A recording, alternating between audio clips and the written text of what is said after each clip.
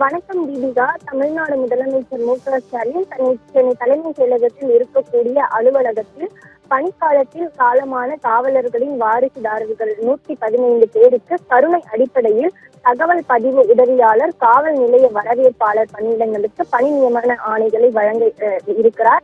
மேலும் தமிழ்நாடு அரசு பணியாளர் தேர்வாணையம் மூலம் மீன்வளம் மற்றும் மீனவர் நலத்துறை, அதே போல தமிழ்நாடு மீன் வளர்ச்சி கழகம் ஆகியவற்றில் இளநிலை உதவியாளர், தட்டச்சர் மற்றும் சுருக்கெழுத்து தட்டச்சர் ஆகிய பணியிடங்களுக்கு தேர்வு செய்யப்பட்டிருக்கக்கூடிய 36 நபர்களுக்கு பணி நியமன ஆணைகளை வழங்க இருக்கிறார்.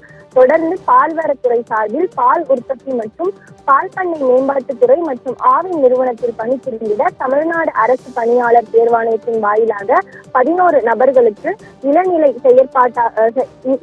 செயல் பணியாளர் பணியிடத்திற்கு தேர்வு செய்யப்பட்ட 2 நபர்களுக்கும் மற்றும் பால் அளவையாளர் நிலை 3 பணியிடத்திற்கு தேர்வு செய்யப்பட்ட 5 நபர்களுக்கும் என மொத்தம் 18 நபர்களுக்கு பணி நியமன ஆணைகளையும், தொடர்ந்து பால்வளத்துறை சார்பில் பால் உற்பத்தி மற்றும் பால் பண்டை மேம்பாட்டுத்துறை மற்றும் ஆவை நிறுவனத்தில் பணிபுரிந்திட தமிழ்நாடு அரசு பணியாளர் தேர்வாணையத்தின் வாயிலாக தட்டச்சர் இளநிலை செயற்பணியாளர் மற்றும் பால் அளவையாளர் நிலை 3 ஆகிய பணியிடங்களுக்கு தேர்வு செய்யப்பட்ட 17 பேருக்கு பணி நியமன ஆணையை வழங்க இருக்கிறார். தொடர்ந்து சமூக நலன் மற்றும் மகளிர் உரிமைத்துறையின் கீழ் செயல்பட்டு வரக்கூடிய தமிழ்நாடு பணிபுரியும் மகளிர் விடுதிகள் நிறுவனம் சார்பில் பரங்கிமலை, ஓசூர் மற்றும் திருவண்ணாமலை ஆகிய இடங்களில் 38 கோடியே 15 லட்சம் ரூபாய் செலவில் கட்டப்பட்டிருக்கக்கூடிய புதிய 3 தோழி விடுதி கட்டிடங்களை காணொலி காட்சி வாயிலாக திறந்து வைக்க இருக்கிறார்.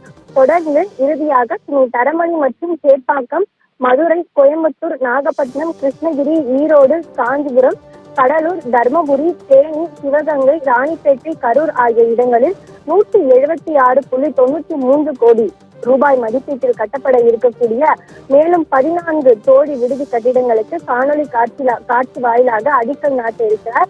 இவ்வாறு பல்வேறு பணியிடங்களுக்கு பணி நியமன ஆணைகளையும் பல்வேறு திட்ட பணிகளை திறந்து வைத்து இன்னும் தொடங்கி இருக்கக்கூடிய திட்டங்களுக்கான அடிக்கல்லையும் தமிழ்நாடு முதலமைச்சர் மு.க.ஸ்டாலின் காணொலி காட்சி வாயிலாக அடிக்கல் நாட்ட இருக்கிறார். தீபிகா.